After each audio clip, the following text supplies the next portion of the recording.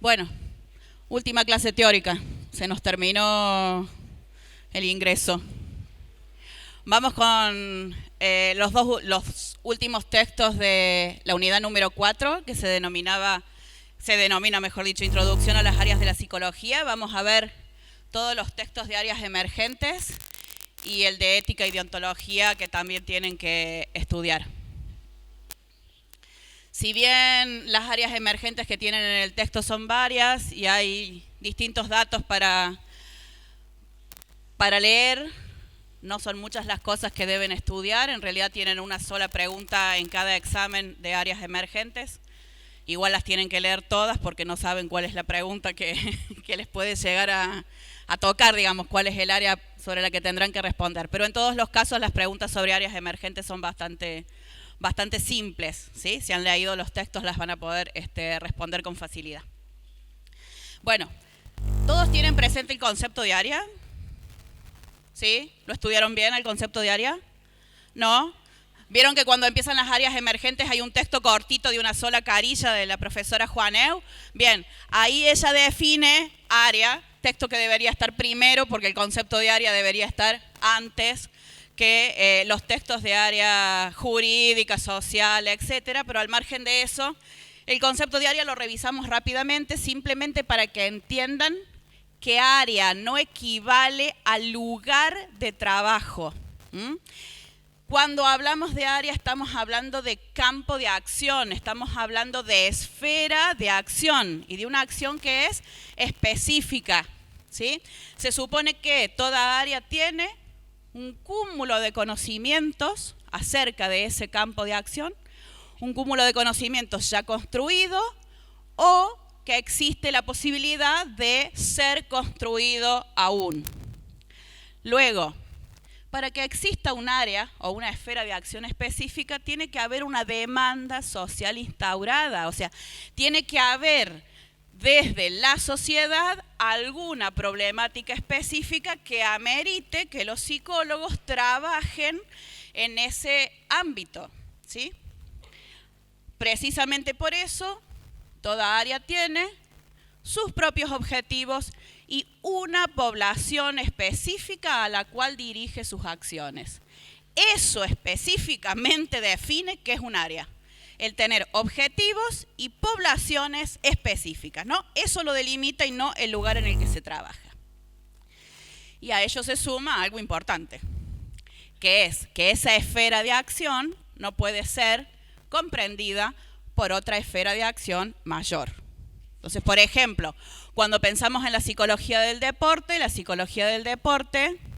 inicialmente con los trabajos de Triplett, pertenecía a la psicología social, ¿sí? La facilitación social estudiada por Triplett en ciclistas formaba parte de la psicología social. Ahora, en la medida en que los estudios se fueron especializando en relación a deporte y a actividad física, los estudios o las teorías de la psicología del deporte fueron excediendo lo que es la psicología social y entonces empiezan a ser reconocidas como una esfera de acción distinta en la medida en que la psicología social ya no puede abarcar todo eso que estudian los psicólogos del deporte. ¿Está bien? ¿Se entiende eso? ¿Sí? Entonces, en ese sentido es que en el texto se habla de áreas emergentes. Áreas emergentes serían las áreas que exceden a aquellas que actualmente están reconocidas legalmente en nuestro país o en distintos lugares del mundo. Nosotros vamos a ver áreas que son emergentes para los psicólogos argentinos y en base a lo que dice la ley provincial. ¿Está bien? ¿Sí? Porque exceden las 6 áreas que están mencionadas por nuestra reglamentación. Bueno, ¿qué hace ese ruido?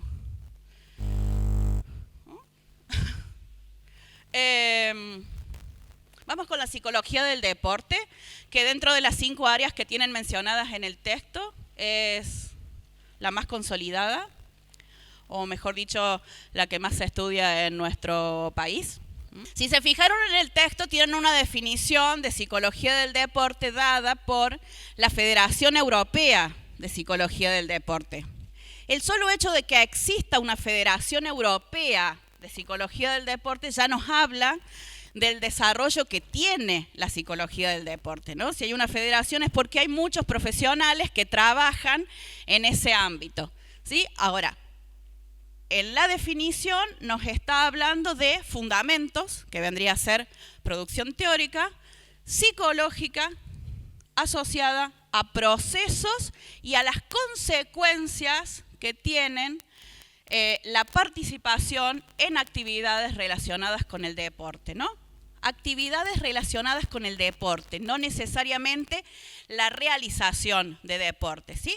Y que puede involucrar a una sola persona, como sería, por ejemplo, estudiar la motivación de un atleta que participa en las Olimpiadas haciendo lanzamiento de jabalina, o el estrés de 11 jugadores compitiendo contra 11 jugadores en una cancha de fútbol, ¿no? O sea, puede involucrar a una o a muchas personas. Cox nos propone desde la misma psicología del deporte otra definición. La define como la ciencia que aplica los principios de la psicología al ámbito del deporte y de la actividad física o de la actividad física. De esa definición podemos decir tres cosas distintas. Primero, que fíjense que el énfasis no está puesto en el deporte, sino en qué. En qué psicología aplicada a el conocimiento de una determinada temática, ¿está bien? Si no, no sería psicología del deporte. El énfasis tiene que estar, insisto, en que el estudio es de tipo psicológico. Segundo, que problemáticamente Cox habla de ciencia que hace eso. Si la reconociésemos como una ciencia, estaríamos diciendo que es una disciplina distinta a la psicología. Entonces nosotros, si bien tomamos el concepto, insisto en que la conciban como un área, como un campo de acción dentro de la ciencia psicológica y no como una ciencia distinta a la psicología. ¿Está bien? Y la tercera cosa es que dice deporte o actividad física. Y deporte y actividad física no son la misma cosa. Y eso ha llevado a la necesidad de tener que diferenciar psicología del deporte de psicología de la actividad física, y ustedes tienen que saber esos dos conceptos para responder en el parcial. Por un lado tienen el concepto de psicología del deporte, que se asocia a lo que es los antecedentes y los consecuentes de realizar un tipo específico de deporte, el deporte de competencias, que tiene muchas exigencias, que supone variables asociadas al estrés, a la ansiedad, ¿sí? Con fuerte énfasis en lo que tiene que ver con la motivación, por ejemplo, para participar, y se diferencia de la psicología de la actividad física, concibiendo la actividad física como la realización de cualquier tipo de actividad física, no deporte de competición, ¿sí? Y cómo esa actividad física redunda positivamente en la salud de las personas. ¿Se entiende la diferencia? ¿Sí? ¿Sí o no? ¿Sí? Bueno. Oh. Bien.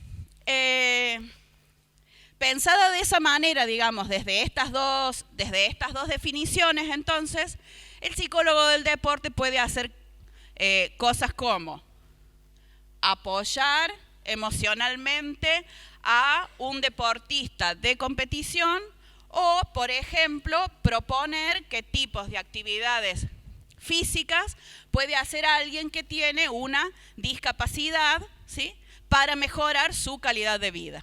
La amplitud o la variedad, digamos, del campo es bastante grande, bastante amplia.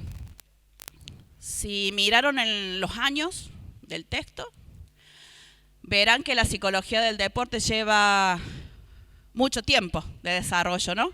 Si bien los primeros estudios de Triplett, que son del 1898, en el texto dice 1890, pero la publicación del texto de Triplett es del 98.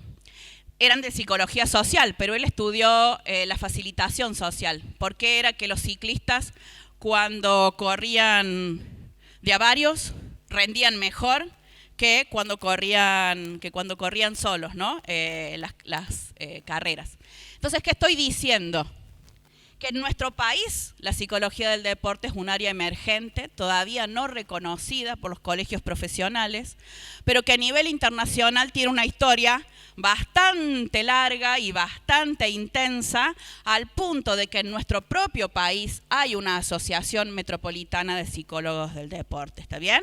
Entonces, de las 5 áreas emergentes que tienen, tengan presente que la psicología del deporte es un área consolidada, con publicaciones propias, con desarrollos teóricos propios y por supuesto con una lucha importante en relación a ser reconocidos como otra área del ejercicio profesional, ¿no? Entonces, si preguntamos en el parcial cuál de las áreas emergentes es un área consolidada en Argentina, la respuesta es la psicología del deporte, ¿está bien? De las 5, esta es la que ya logró ser consolidada.